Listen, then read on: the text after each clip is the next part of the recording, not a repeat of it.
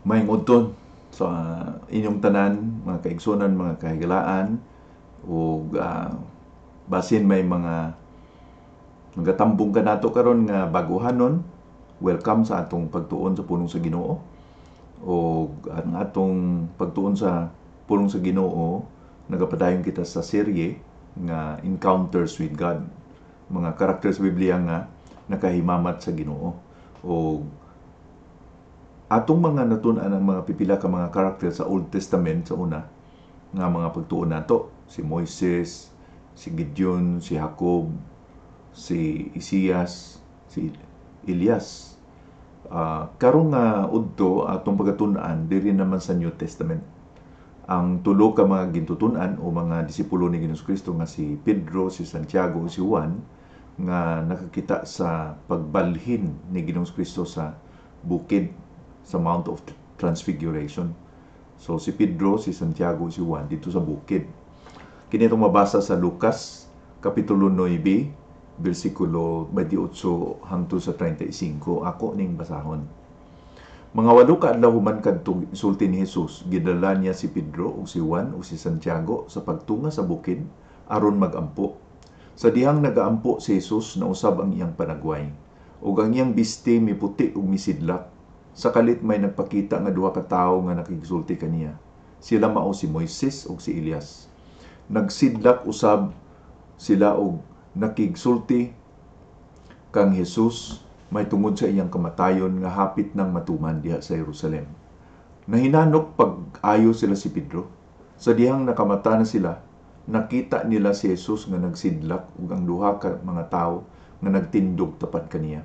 Sa dihang mobiya na ang duha ka tawo kang Jesus, mingon si Pedro kaniya, Ginoo, maayo nga niya kami dinhi.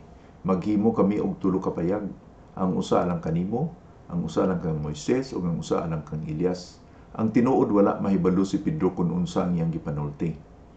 Sa wala pa makahuman pagsulti si Pedro, natabunan sila sa panganod ug nangahadlok sila.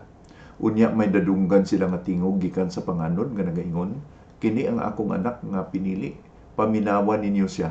Sa dihang mihunong na ang tingog, nakita nila nga si Jesus na lang ang nabilin. Sa sunod nga mga adlaw, nagpakahilom lang una sila si Pedro sa ilang nakita.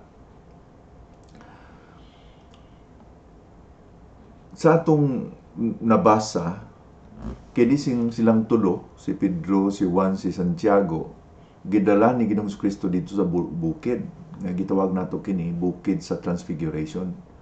Ug dito nila nakita gyud nga nabalhin sa Ginoong Kristo sa iyang itsura.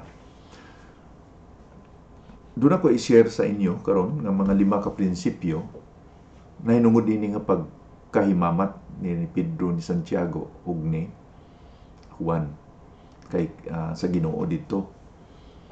Una, ang atong makita nga ang pagkahimamat gibutan gyud sa Ginoo.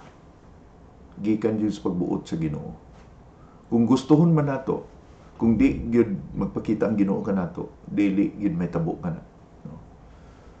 Ngano man nga sa 12 ka apostoles, sila man yung tulo ang gipakitaan ng ini. Sila naman gyud ang gidala ni Ginoong Kristo dito sa bukid.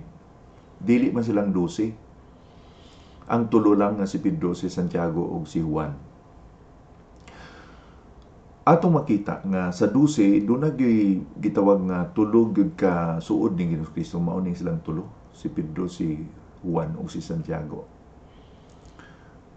Dili po nato ni mahitabo nga maingon nga nagpabor si Ginoong Kristo nga nakasa siya kay gipasulabi niya ang tulo kaysa siyam. Kundi dili na tumaakusar si Ginoong Kristo ni anak kay siya wa man siya sala. Kung dunay pagpabor ang tao karon kay balo kita nga usahay tungod kay gitamay niya ang uban, iyang gipaboran ng uban. Pero si Kristo na tumakusar nga anak, man siya sala. Gitawag niya nato nga nalang gyud siya mga intimate friends, no. Suod niya. Kini si Pedro, si Juan, maura po ni sila ang gidani Ginoong Kristo sa misulod sila sa balay ni Jairus aron ayuhon ang 12 anyos nga namatay. O dito sa garden sa Getsemani, Kay baro kita sa katapusan nga panahon nga makiguban sila sa Ginoo, si Pedro, si Juan o si Santiago po nato makitaan dito. Karon kini nga bersikulo nga gidala niya si Pedro, si Santiago o si Juan pagka kuan gyud gitawag nato na sovereignty sa Ginoo, kabubuton sa Dios ug may maka-question sa kabubuton sa Dios. Pero kung natong tanawon po sa tibuok nga kasulatan sa Biblia, may gingon po si Santiago sa James chapter 4 verse 8, sa Santiago 4 versikulo 8. Duol kamo sa Dios ug ang Dios moduol kaninyo. Okay? Duol kamo sa Dios ug ang Dios moduol kaninyo. Kamo nga mga makasasala, pag kinabuhi nga kamo nga hinlo, ug kamo nga maduha-duhaon hinluin ninyo ang inyong mga kasing-kasing. Gusto ko lang i-focus diri ang gingon niya nga duol kamo sa Dios ug ang Dios moduol kaninyo. Balanse kini kay kini nga prinsipyo mga igsuon ga hatag kanato og emphasis nga ang Ginoo sovereign, pero na po tayo responsibilidad nga moduol sa Ginoo. Okay? Gabuot ang Ginoo sa iyang pakitaan, pero kinahanglan mangita po kita sa Ginoo ingon na sa Jeremias 29:13 hangtod sa 14. Pangitaon ninyo ako o makitaan ninyo ako. Kung kamo mangita ka nako sa inyong kasing-kasing. Kung pangitaon na to ang Diyos, makitaan na to siya kung mangita kita sa iyong kasing-kasing. Sa atong kasing-kasing. Sa Isaias 65, mapunay niya, makaplagan niyo ako kung kamo nangita ka nako. Unya sa Roma 10:20, makita na to usab din nga ang Ginoo mi pili or mitawag sa mga hintil tungod kay ang mga Hudiyo napakyas sa plano sa Dios. Gitawag niya ang mga hintil nga ang mga hintil mga makasasagad. So ang general rule nato dinhi nga mangita kita sa Ginoo. Ang Ginoo usab nangita kanato. Okay? Ang Ginoo nangita kanato, kita pud usab nangita sa Dios. Mao na ang ginatudlo sa Biblia. Kung sovereign ang Ginoo, kan kita na po tayo responsibilidad na atong himuon. Siguro kung atong hunahunahon kini nga prinsipyo nga ang Ginoo nagpakita kanato o nagtawag kanato, mao ni makadasig kanato nga mangita po ta sa Ginoo tungod kay tawag siya kanato. Kita usab magpurso nga atong mailhan ng Ginoo. Karon diha sa parable sa sower kanabang pagsabog ba, dunay gipahayag ni Ginoong Kristo dinha nga usa ka manugsabog niya ang naay mga liso nga mitunong dito sa mga sampinitan, daghang mga tunok. Unya ilang gitugot nga ang mga butang sa kalibutan kailibgon sa kalibutan mo mulipit ni ining tanong nga di no nagatubo. So kining kamatuoran nga mangita kita sa Ginoo, seek ye first the kingdom of God, ato ginang tingwaon. At the same time, ang Ginoo usab nagpakita kanato. So ang atong kalampusan nga makit-an nato ang Ginoo, napasigurado kay siya man mismo nagpangita man nato. Okay? Nangita siya nato, kita nagpangita niya aron magtagbo kita diin. Unya ang ikaduha, kini nga pagkahinagbo o pagkamamatay sa Ginoo sa tulo, diha ni sa plataporma nga nagampo. Unsa may giingon dinha sa bersikulo. Gidala niya si Pedro, si Juan ug si Santiago dito sa tuktok sa bukid aron magampo. Ug dito nila nakita nga nabalhin ang itsura ni Ginoong Kristo. Kung atong i-fast forward dito sa garden sa Getsemani, kini na pug tulo atong makitaan. Gingnan sila ni sa Ginoong Kristo nga magbantay ka mo magampo aron di ka mo mahulog sa pagpakasala o sa temptasyon. Tungod kay ang inyong espiritu willing, pero ang inyong unod unod nun weak mahuyang o maluya. So nakita niya silang tulo natulog mo nang ipukaw niya nga di ba mo maka bantay uban ka na ako maski sa kauras lang. So ato makita din hinga nga kining tulo nakita nato sa Mount of Transfiguration gidala sa ni Ginoong Kristo nga aron mag-ampo dito ug dito po sa garden sa Getsemani aron po mag-ampo. Unya dinhi sa Lucas dunay gihangyo ang mga apostoles dinhi sa diha sa Lucas 11:1 nga naghangyo sila nga Ginoo tuduy kami sa pagampo. Di ba ka kini kaha nga tungod kay si Juan, si Santiago ug si Pedro nakakita sa himaya sa Dios dito sa pagampo nila dito sa Mount of Transfiguration. Pero di sila kabalo magampo na nahatagan ng gyud sila og kadasig nga magtuon sa on pagampo tungod sa ilang nakita ni Kristo sa una, no? Na balhin ang itsura ni Ginoong Kristo, na transfigure siya. Kanang pagkabalhin sa iyang itsura, kanang transfiguration. Unsa may kahulugan ana?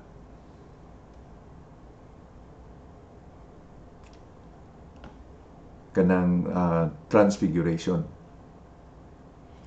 Ang kahulugan ana, kumplito nga pagkabalhin nga ang usa ka itsura kumplito nga nabag-o gyud nga itsura. So ang nakita nila nga Ginoong Kristo nga tawo gyud pagkita niya tsura murag ang iyang hugis no iyang forma si Kristo nang gihapon na recognize nila nga si Kristo Jesus pero ang iyang sinina, ang iyang panit, ang iyang naong miidlak gyud. Kaya maunang giingon ni Pedro sa iyang gisulat sa epistola niya nga kami mga saksi sa iyang himaya. So unsa atong buting nun ani? Sa panahon nga si Pedro, si Santiago, si Juan didto nga nag-ampo uban ni Kristo sa bukid nabalhin na dasig po sila dito. Okay? Sa 2 Korinto 4 versikulo 6, mo ning kamatuoran nga atong batunan bilang mga Kristohanon nga kining pagkabalhin mahimong maekspensyahan nato tungod kay nga naman ingon dinhi sa 2 Korinto 4 versikulo 6, ang Dios nga nagaingon gikan sa kangit-ngit mudan-ag ang kahayag mausab ang naghatag og kahayag sa among una aron masabtan namo kung unsa ang gahom nga iyang gipakita pinaagi kang Kristo. Actually kining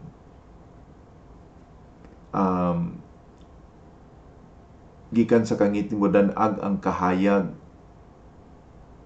kana nga kahayag sa atong English in the face of Christ, no? Sa naong ni Kristo nga mahimayaon.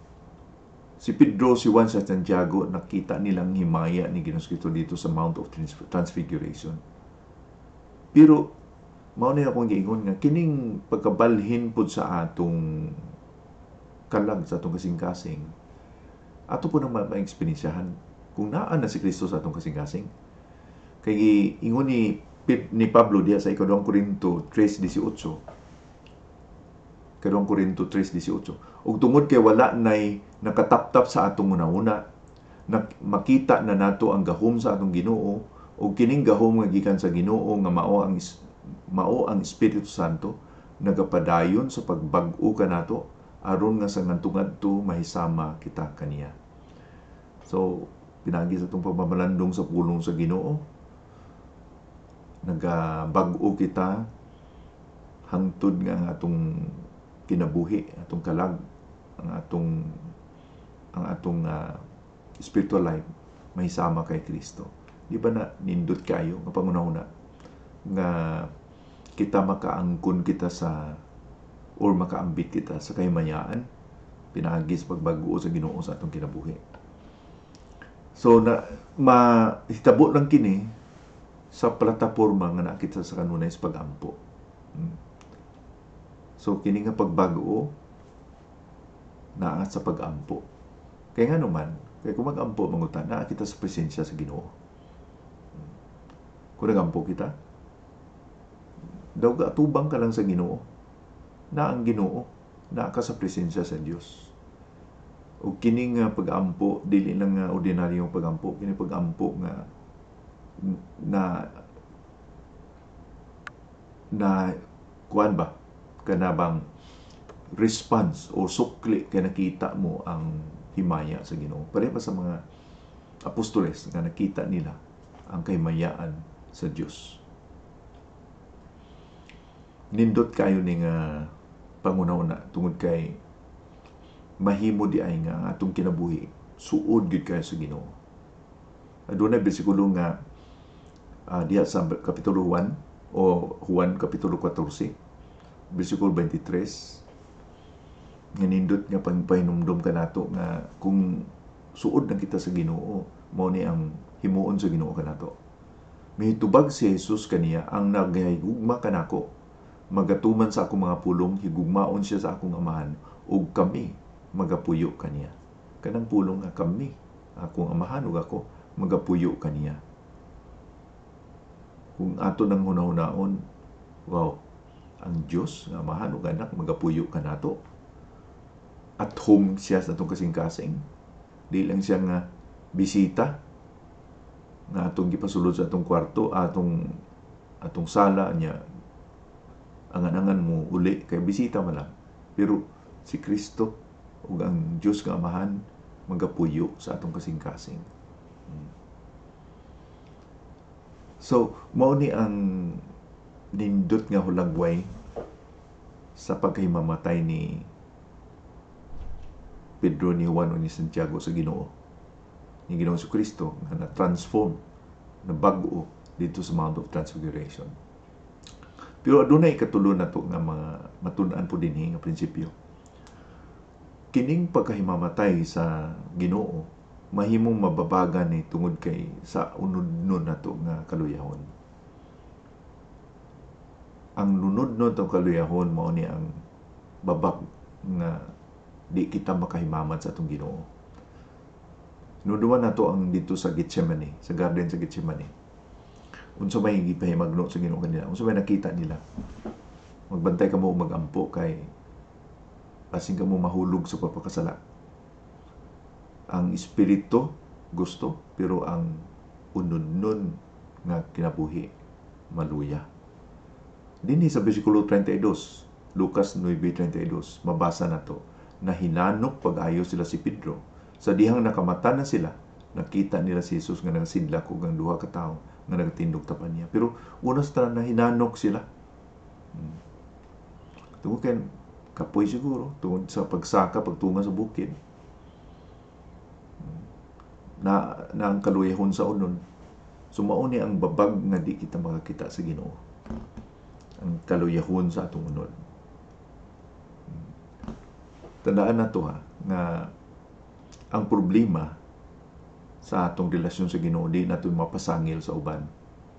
Tungod sa among simbahan, o tungod sa akong igsuon, o tungod sa akong pamilya, o tungod ni brother, tungod ni sister, tungod ni maski kinsan lang atong lambiton. Pero ang problema kita din mismo, no, ang atong kaugalingon. Na iban maingon sila ang problema sa atong katilingban ang komunismo, pasisismo, kapitalismo. Pero ang tinudan na mga igsuon, ang problema, kita mismo. Kita ang pinaka-problema. Dili gani ang demonyo atong mapasangil ini, kung di kita, no? Kay naata sa unod nun na to. Di ni kayo tungod kay maluya ako. Ang diablo yun ang mapasangilan. Dili. Nakita na to si Pedro o ganyang kaubanan na hinanok tungod kay naluya, na ikaluyahon sa unod. Sa Episo 5:14, Basahon ko, kay mahayagan ang tanan kung madanagan na sa kamaturan, busa may giingon, pagmata ikaw nga natulog, bangon gikan sa mga patay, ug hayagan ka ni Kristo. So mao ni nga di ginato pabayaan ang atong kinabuhi nga matulugan kita. Pagmata ka mo, kay kung maluyan ang atong espirituhano nga kinabuhi, mubanos na ang unod nun, dayon kitang pamutos na anya kung padayon magbugnaw kita sa atong pag-alagad sa Ginoo. Sa Roma 13:11-12, kinahanglan buhaton ninyo kini tungod kay nasayod kamo nga karon na ang panahon nga gikinahanglan, kay kinahanglan magmata na kamo, kay ang kahingpitan sa atong kaluwasan mas naduol na karon kaysa pagsugod nato sa pagtuo kang Hesukristo. Ang kangitngit hapit na mahuman, ug ang kahayag hapit na gayon moabot, busa isalikway na nato ang dautan nga mga buluhaton sa kangitngit ug isulob nato ang maayo nga kinabuhi isip hinagiban natong mga nasa kahayag. Dili kita magubog-ubog ug kaha mag-apil sa mga kahilayan, dili kita mapakilawas gawas sa kahiminyoon o kaha magbuhat sa bisan unsang matang malaway nga buhat, dili kita magkig-away uso kaha masina. So pagmata, una-una alam gud ni nga si Kristo nabalhin sa bag-o nga itsura nga himayaon niya, natulugan sila. Murabag tulugan nila ang nindot kayo nga palanao, nindot kayo nga iksina nga unta di nila ma-miss, no? Di nila pero sa kaluyahon natulugan sila. So dihang nakamata sila, mao na to ilang nakitaan, no? Nga si Kristo nagdanag yun. Unya, dagdagan pag yun, nga kining pag himamat nila ni Pedro, ni Juan ug ni Santiago dito, adunay murabag wa nila nakuha, murag diversion. Ako ni basahon sa bersikulo 33 ug atong pagatunan kini nga prinsipyo. Bersikulo 33, sa dihang mobiya na ang duha ka tawo kang Hesus, mingon si Pedro kaniya, Ginoo, maayo nga niya kami dinhi.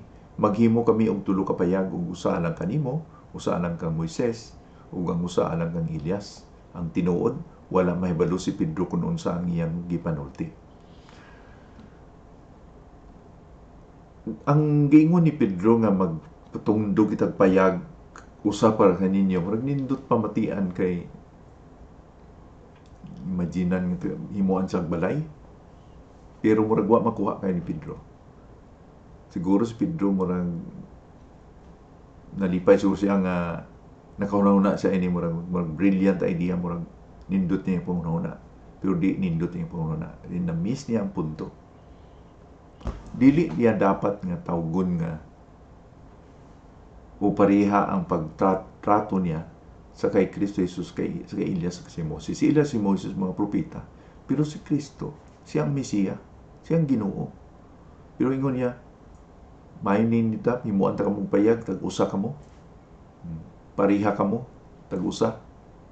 Wa niya hatagan o kabugaton nga o iba si Ginoong Kristo. Atong nanumana, ang problema,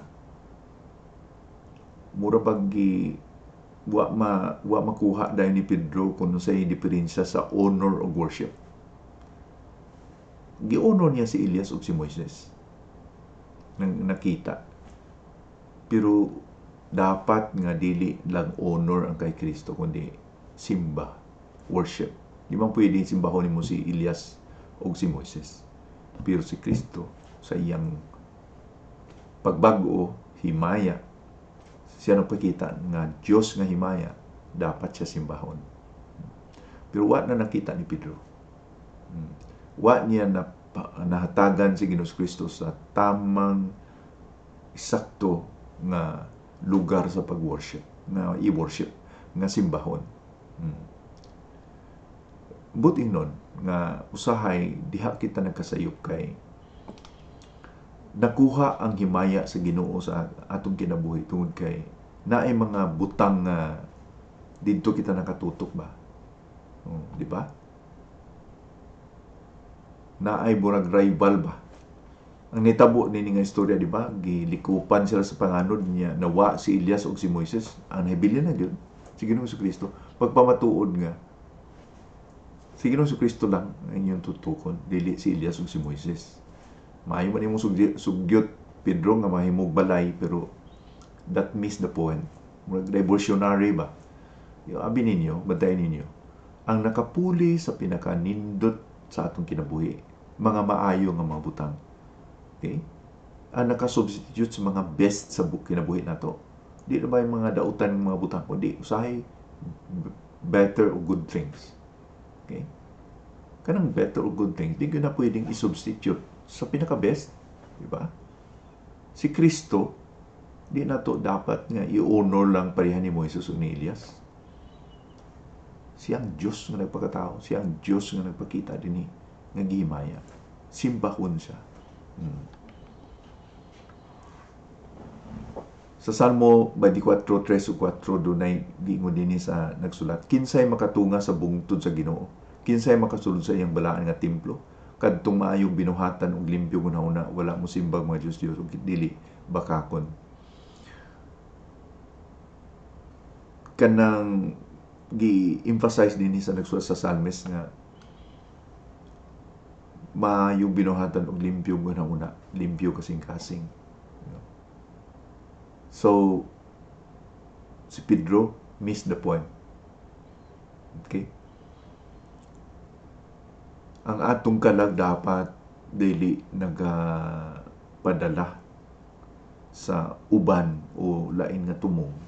Si Kristo lang lamang. No? Di kita ma-preoccupied sa ubang mga butang. Dapat walay rival, walay idol sa atong kasing-kasing. Pareha ni Marta ni Maria, no? Gingnan sila ni Jesus Kristo nga, ikaw Marta, kapuliki ka sa mga maayong butang. Di man sala nang nagdigamo sa kusina, nagprepara silang pagkaon. Pero ingon ni Kristo sa kay Marta, nakapuliki ko sa mga butang, pero si Maria mo niyang pili sa pinaka-best. So, naging mo ni Maria. Nagalingkod, nagapamati, nagka-concentrate yun ka kay Kristo Jesus.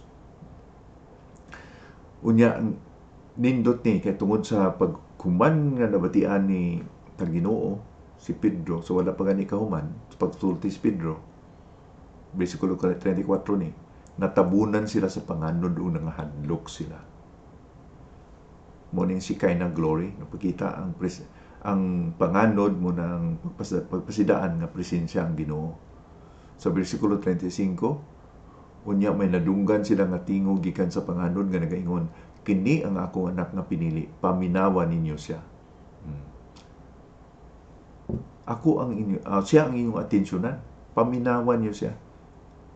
Dili si Elias o si Moses uban. Siya, wala sila si Moses o si Elias. Kuman nga na clear ang panganod, si Kristo lang nga nahimaya ang ilang nakitaan. Nahadlok sila. Nahadlok sila tungod kay naasir sa presensya sa Ginoo. Pero ang tuyo ba sa Ginoo, dili sila hadlokon. Dasigon sila. Kay gani ang Ginoo sa iyang pagkabalaan, gitawag siya nga consuming fire.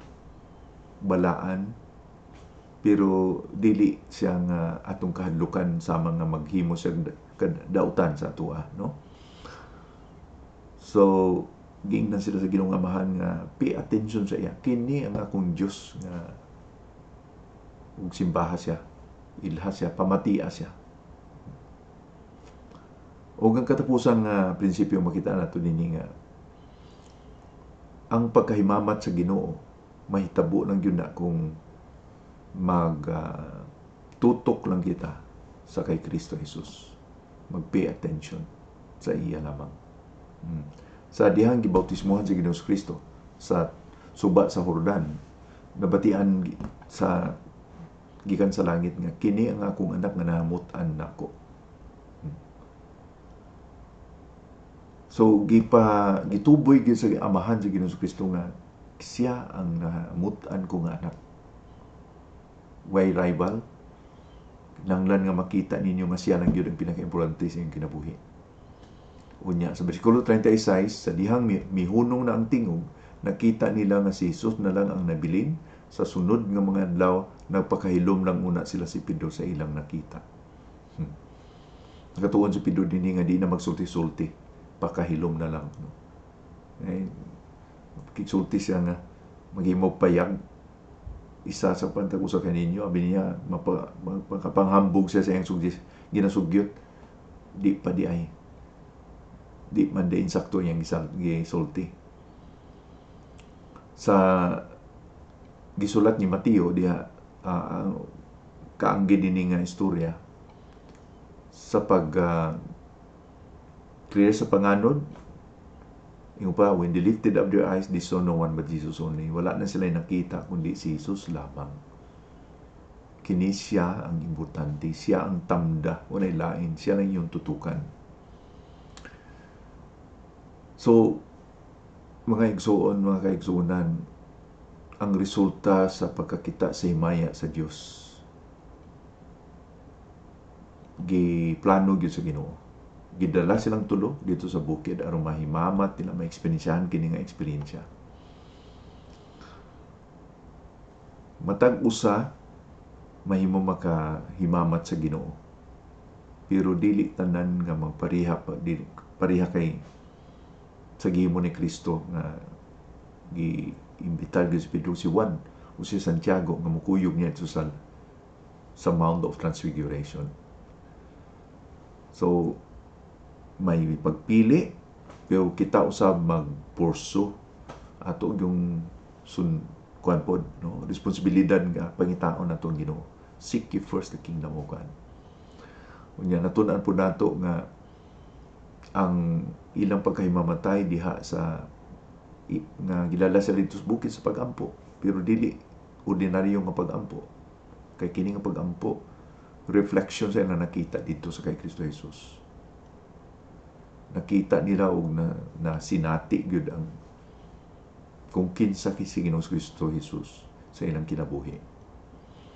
Og ato po natun-an nga prinsipyo nga ang pagkahimamatay sa Ginoo napugnan tungod sa atong unod-nun nga kinabuhi. May diversion tactic nga or naitabo nga imbis nga i-focus lang kay Kristo, na apa sa kay Elias ug sa kay Moises nga na-divert si Pedro atong tandaan. O ang katapusan natun-an nato nga maghatag gyud tag full attention, delight sa kay Ginoong Kristo lamang. Kumusta man kita? Si Kristo Jesus mga atong ginapunting o sa atong pangunahuna, sa atong pagtutok. Dunay panganod, sa paghulpa sa panganod, ilang nakita si Jesus lamang. Nindot nga pangunahuna, si Kristo Jesus lamang ang ilang nakita. Kini man nakapag-uugin sa kinabuhi nila tulo. Nautunta nga daghang kitang natun-an ini nga udto sa kinabuhi na nila ni Pedro, ni Juan, ni Santiago nga nakahimamat sa Ginoo pinaagi sa kay Kristo Jesus nga nabag-o tungod sa iyang glorified body sa Mount of Transfiguration. Magampo kita. Ginoo, salamat gyud sa imong pulong niini nga udto. Kami nagpasalamat gyud kay kini nga istorya nagpamatuod Ginoo nga kami pareha ni Pedro usahay nga dali sa amo mag-istorya, dali sa amo magsugot amin namo tama ng among pangunahuna. Galing kay may mga hindi namo nakita or mga kapaslawan namo, mga kasaypanan namo. Nautunta nga di kami mapadala kung unsay among nakita, unsay among mga kaluyan sa among mga unod, kundi magpasakop kami sa imong pagpadumalahan o makita namo Ginoo ang imong himaya ug makatag ka na mong kadasig. Salamat ni nga udto sa imong pulong. Bendisyon ni kini sa among mga kasing-kasing. Amo kini giampo sa ngalan ni Kristo nga among Ginoong Manluluwas. Amen.